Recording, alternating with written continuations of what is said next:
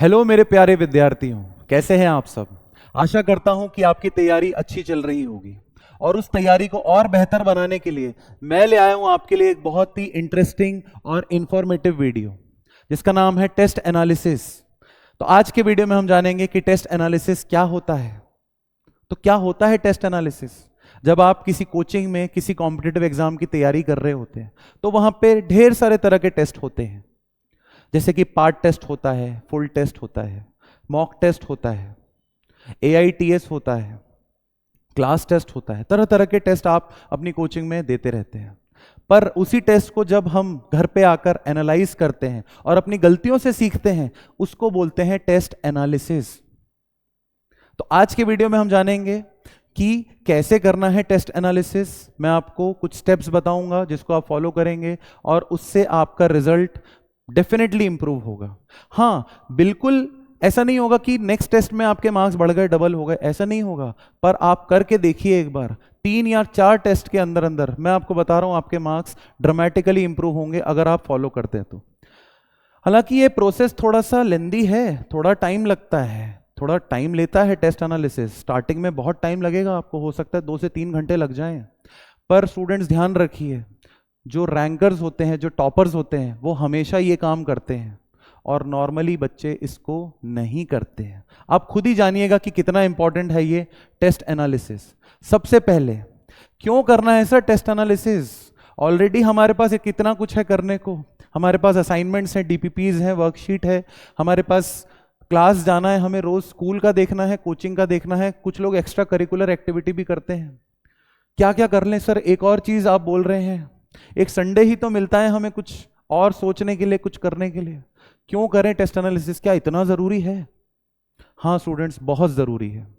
Test analysis के फायदे मैं आपको फटाफट गिना देता हूं। आपको ऑलरेडी पता है, मैं आपको एक बार फिर से बताता हूं। सबसे काम की बात, to know your strengths and weaknesses.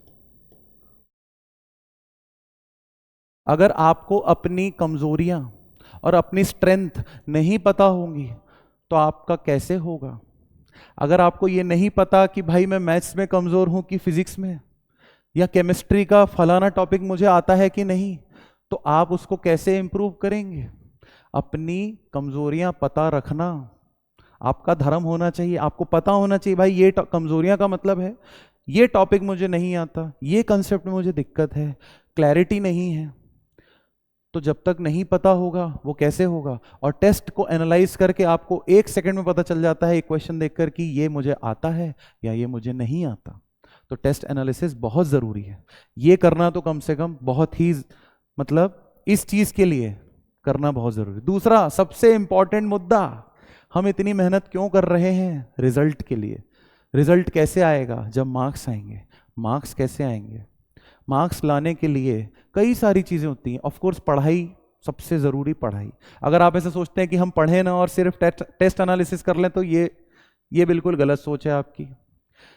ये बात उन स्टूडेंट से ही हो रही है जो पढ़ने वाले हैं, जिनकी तैयारी अच्छी नहीं है। वो वीडियो को यहीं रोक दें और तैयारी करें, पहले अपने मार्क्स बढ़ाएं, उसके बाद टेस्ट जब अच्छा जाए या ठीक जाए, जब लगे कि हाँ एस्पिरेंट है, तब जाके टेस्ट को एनालाइज करें।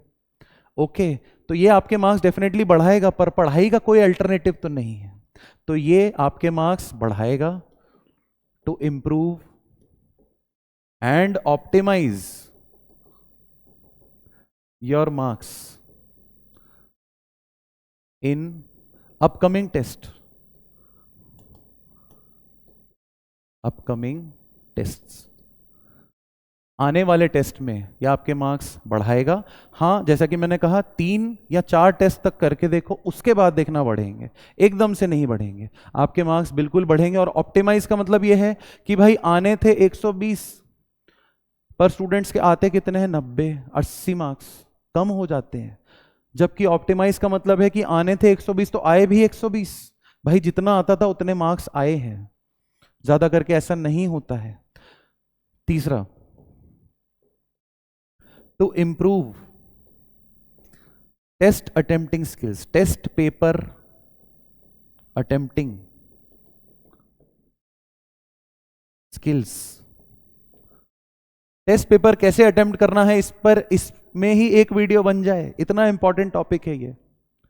नेक्स्ट टाइम जब आप टेस्ट देंगे तो क्या स्ट्रेटजी रखेंगे, ये डिसाइड कैसे होगा जब आपको पता होगा कि गलतियां कहां हो रही हैं। क्या वो सिली मिस्टेक है कि कंसेप्चुअल मिस्टेक है या फिर कैलकुलेशन मिस्टेक है, ये पता रखना बहुत ज़रूरी है। आई थिंक आप मेरी बात मानते हैं इस पॉइंट में। टेस्ट अटेम्प्टिंग स्किल्स अगर बढ़ेंगी तो सेम मेहनत करने वाला भी स्टूडेंट ज़्यादा मार्क्स लेकर आएगा। टेस्ट अटेम्प्टिंग स्किल्स ज़रूरी है और उस पर स्ट्रैटेजी बनाना ये और ज़रूरी है। To come up with a strategy, to come up with a strategy best suitable for you।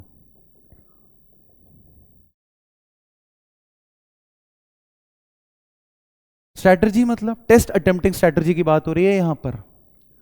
एक बात बताइए, जिन स्टूडेंट्स की ऑल इंडिया रैंक अंडर 10 या अंडर 50 आती है, क्या आप भी उनकी स्ट्रैटेजी अपना सकते हैं? बिल्कुल नहीं। या आपके जो बगल में आपका दोस्त बैठता है क्लासरूम में, वो कहता है कि मुझे मैथ्स सबसे इजी लगता है तो मैं सबसे पहले मैथ्स अटेम्प्ट करूंगा, तो क्या आप भी उसकी देखा देखी मैथ्स को पहले अटेम्प्ट करोगे? बिल्कुल नहीं। आंसर है, जवाब है नहीं। हमें अपनी स्ट्रैटेजी बनानी पड़ेगी और उस स्ट्रैटेजी को टाइम टू टाइम इंप्रूव करते रहना पड़ेगा, और वो तभी हो पाएगा जब आपको पता लगेगा कि टेस्ट में एग्जैक्टली आप क्या करके आ रहे हो। आई होप ये बातें आपको समझ में आई। ये था इंपॉर्टेंस की करना क्यों चाहिए। अब हम बिना टाइम वेस्ट किए बढ़ते हैं उस पार्ट की तरफ जो मुद्दे की बात है कि सर क्या करना है, जल्दी जल्दी बता दो, फटाफट बता दो क्या करना है। मैं बताता हूं। सबसे पहले एग्जैक्टली व्हाट टू डू, सबसे पहले आपको करना है कैलकुलेट योर मार्क्स। अपने मार्क्स को कैलकुलेट करिए। स्टूडेंट्स जो टॉपर होता है वो घर आके या जब उसको आंसर की मिल जाती है 1 या 2 दिन के अंदर वो टेस्ट का एनालिसिस कर लेता है, मतलब सबसे पहले वो अपने मार्क्स कैलकुलेट कर लेता है। आपको भी ये मार्क्स कैलकुलेट कर लेना है और टेस्ट पेपर पे लिख लेना है आपके कितने मार्क्स आ रहे हैं। आंसर की से मिला के टेस्ट पेपर पे अपने मार्क्स लिख लेना है, क्योंकि याद रखिए आपने शायद सुना होगा which you can't measure you can't improve. जो आप मेजर नहीं कर सकते उसको इंप्रूव भी नहीं कर सकते। तो मार्क्स कैलकुलेट करना, अपना स्कोर पता करना, ये बहुत ज़्यादा ज़रूरी है, क्योंकि आपको यही नहीं पता कि भाई फिजिक्स में कितने आने वाले हैं, मैथ्स में कितने आने वाले हैं। आपको तो लग रहा है फिजिक्स आसान था, पता पड़ा सबसे कम नंबर फिजिक्स में आ गए। ऐसा तो नहीं होना चाहिए, ये तो बिल्कुल ही ऑपोजिट हो गया। ठीक है, फिर check for the wrong attempt. Step 2 होगा आपका, आप देखेंगे कि कौन सा सवाल आप गलत करके आए हैं और सॉल्व दोस क्वेश्चंस अगेन। जो गलत करके आए हैं, जो क्वेश्चन गलत करवा दिया, आपके नेगेटिव मार्क करवा दिया, उन क्वेश्चंस को आप दोबारा सॉल्व करेंगे। उसमें देखेंगे क्या गलती हुई थी मुझसे, दोबारा सॉल्व करना ही पड़ेगा आपको उन क्वेश्चंस को जो आप गलत करके आए हो एग्जाम में, क्योंकि वो क्वेश्चंस ने आपको 5 मार्क्स का घाटा कराया है। 5 मार्क्स का, 5 कैसे, 4 मार्क्स का सवाल और 1 नेगेटिव नंबर। एक क्वेश्चन पर आप 5 मार्क्स कम करा के आए हो। सोचो अगर ऐसे 4-5 क्वेश्चन हुए तो कितने मार्क्स हो गए, 20-25 मार्क्स।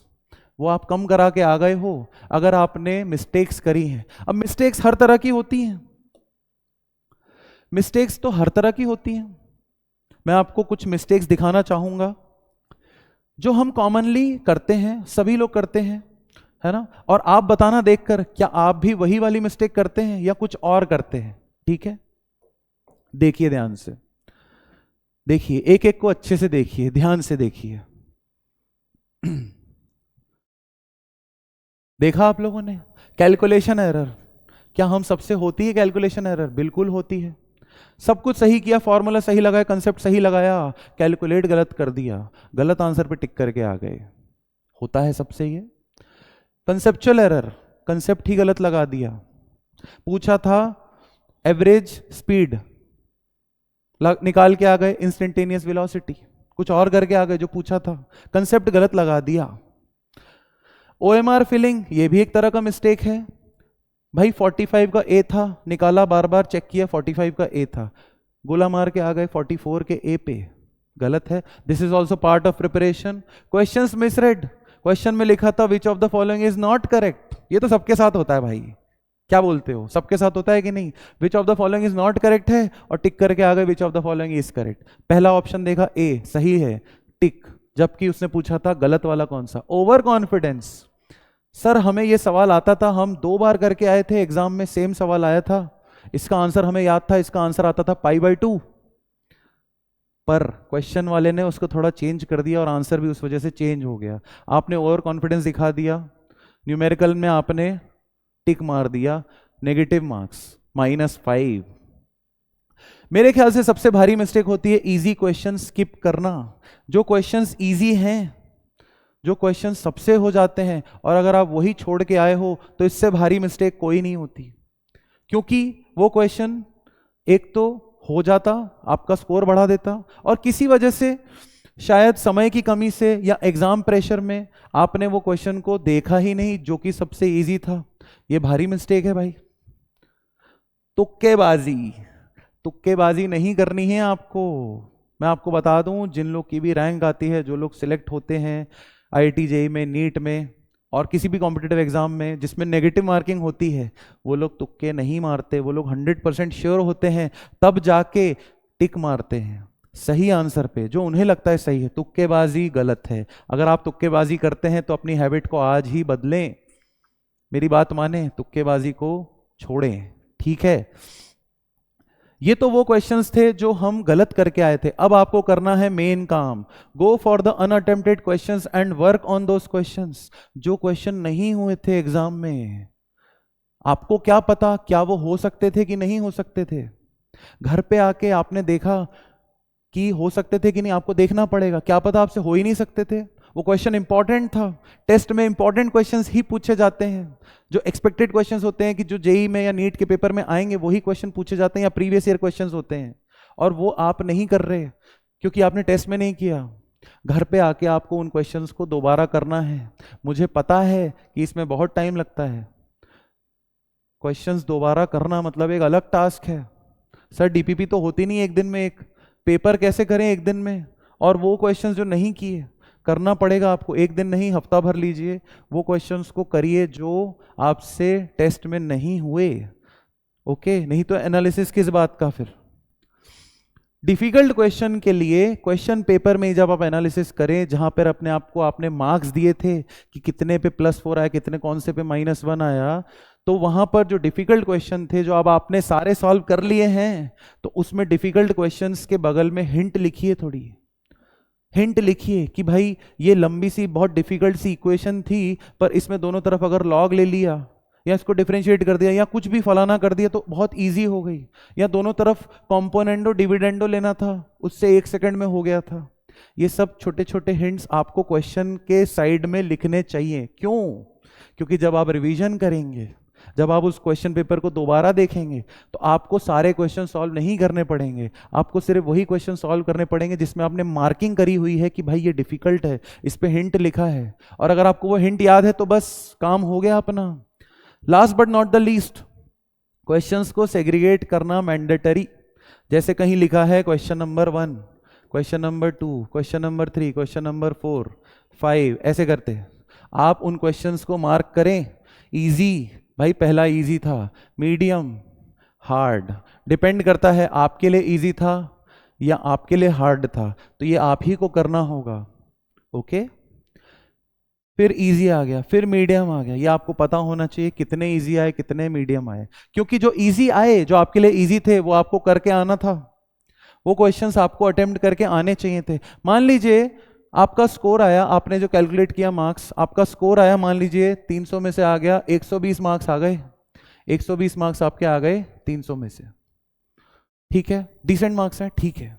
पर अगर आपने गिना कि इजी वाले जो मैंने नहीं किए, जिसमें या मैंने सिली मिस्टेक कर दिया, जो मैंने क्वेश्चंस जो इजी थे मेरे लिए, मैं कर सकता था, मैंने नहीं करे, मान लो ऐसे 5 क्वेश्चंस थे, 5 क्वेश्चन, तो वो 5 क्वेश्चन अगर आप कर लेते तो कितने आते, कितने आ जाते? 5 क्वेश्चन के मान लीजिए आप कर लेते तो 4 मार्क्स का एक क्वेश्चन, कितने हो जाते? 20, तो 140 हो जाते। 120 से 140 का सफर आराम से तय हो सकता था, और ये बात आप नेक्स्ट टाइम ध्यान रखेंगे। ये आपको पता होना चाहिए कि कितने मार्क्स आ सकते थे। इस गैप को आपको कम करवाना है, ये वाला जो गैप है ना, इस गैप को आपको मिनिमाइज कराना है। इसे ही हम बोलेंगे कि मार्क्स जितने डिजर्व करता था उतने लेके आया, ना कम ना ज्यादा। ठीक है, आई होप आपको मेरी बातें समझ में आई होंगी, इंफॉर्मेटिव लगी होंगी। ये स्टेप जरूर फॉलो करेंगे। आखिरी में और कुछ नहीं, मैं यही कहना चाहूंगा, अच्छे से पढ़ें, मस्त होकर पढ़ें, अच्छे मार्क्स लाएं, सब कुछ पॉजिटिव एनर्जी के साथ आगे बढ़ें। Thank you, good bye.